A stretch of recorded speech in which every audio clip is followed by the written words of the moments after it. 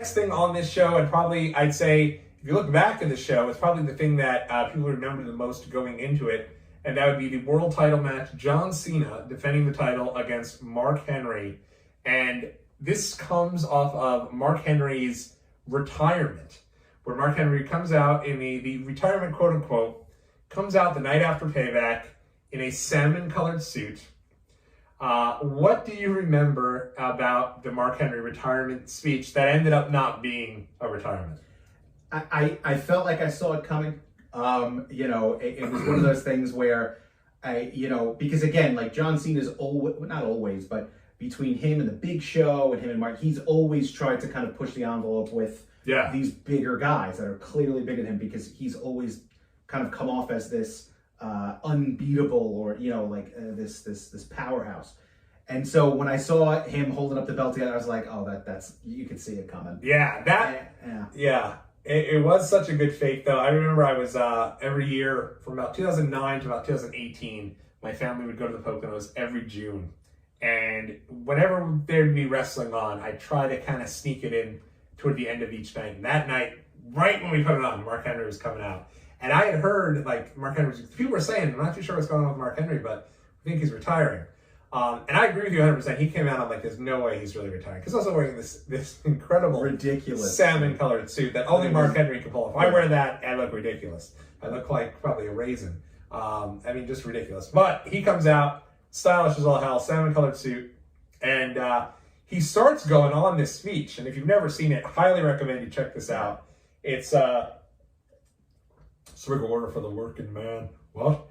He comes out, he's got the suit on, and he starts going on and on about he's retiring because he wants to spend more time at home. And he does it for so long and sells it so thick, and he's crying, that after a while you're like, it's almost like Cena's reaction, because Cena's there and he's at first like kind of trepidatious. Yeah. But towards the end he's like, well, damn, this guy's really retiring. This is kind of sad. And he gets like a little emotional about it. We have a little heart to heart. Yeah. And then eventually John does. He gives Mark the belt to hold up. Mark lays him out, hits him with the world's strongest slam, and says, I got a lot more left in the tank, because that's what I do. And away we were to Money in the Bank. Yes. In all honesty, the match, it was probably one of the few matches where I really had no idea what the outcome was going to be. Yeah. Because I thought in my head, because I do remember that speech now, and it being so like, because again, he's great when it comes to his mic work. Yeah. And I remember being like, why would they, again, WWE and its infinite wisdom, why would they build that up just to have him lose? Right, doesn't make any sense. This is Mark Henry's moment. And then have like maybe a rematch. SummerSlam rematch or WrestleMania, whatever. Have it be that. So that's why I was a little surprised and disappointed when he lost. Yeah. I couldn't believe it. I was actually rooting for him. Yeah.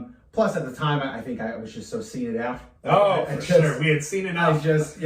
I really wanted that. And at that point, it did kind of leave a little sour taste in my mouth, but it is what it is. And that is the complete sentiment of this crowd. They are fired up for Mark Henry. And you can tell, too, in that opening video package, when they show Mark Henry on the screen, everybody clearly must have just been losing their mind. Because when that music hits and he comes out, somebody gonna get the ass kicked. The crowd is rocking. They are ready for it. They wanted Mark Henry to win this so bad. And Cena comes out, and it's maybe 75-25 in favor of Mark Henry. Nobody's there. You still have the women and the children who are happy for Big Match John. But for the most part, everyone was ready to see a title change, and unfortunately was not to be. Yep. And this is probably this is a great spot for Mark Henry, but probably I think his last world title match on a pay-per-view. Yep. And is also, in a weird way, the beginning of the end of John Cena's run as the face of WWE. He'd go on to main event SummerSlam against Daniel Bryan. Daniel Bryan would win the title, and then John takes a back seat. Even though he main events with The Rock at WrestleMania 29, that's his final WrestleMania main event. Pretty crazy to think about. Yeah, if you think about it. 30, he goes against Bray Wyatt. 31, he goes against Rusev. 32, he's not on the show. 33, he teams with Nikki Bella to take on The Miz and Maurice.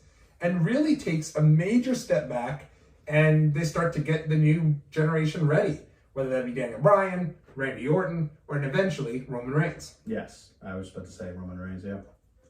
Yeah, it kind of, I would say if I could sum that up, it really deflated the crowd. Yeah. It like at that point, people were kind of getting up, bathroom breaks, going. I literally remember going and getting chicken tenders. I there you go. Up and got tenders. I don't know, but you gotta have the tenders, Yeah, for sure. So I remember that specifically. Yeah, maybe if there's not a Money in the Bank ladder match, there's a question about whether you want to try to get out and beat the traffic. Yeah, exactly, right. Yeah. Leave it the 7th inning, Yeah. the 9th. Yeah, especially as I go to we go to the 2-day WrestleMania now. You think about how exhausting that must be. Imagine, man. And that first day, I always have to kind of give in to my wife and maybe think about heading out a little early. You have to. Because otherwise, you beat the traffic, you save so much time, as everybody is just disgusted and throwing things at Watch Along Wrestling as I reveal this. But my wife's like, hey, we're going to do 2 days of this. I can't stick around for every single solitary minute No, I don't both blame shows. her. It's a lot. Yeah.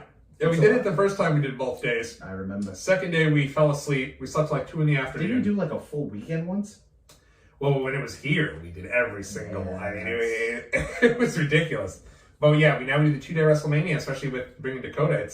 It is so exhausting. Even going to just one pay-per-view show. Yeah. It is a lot. As I realized that my shorts are a little short.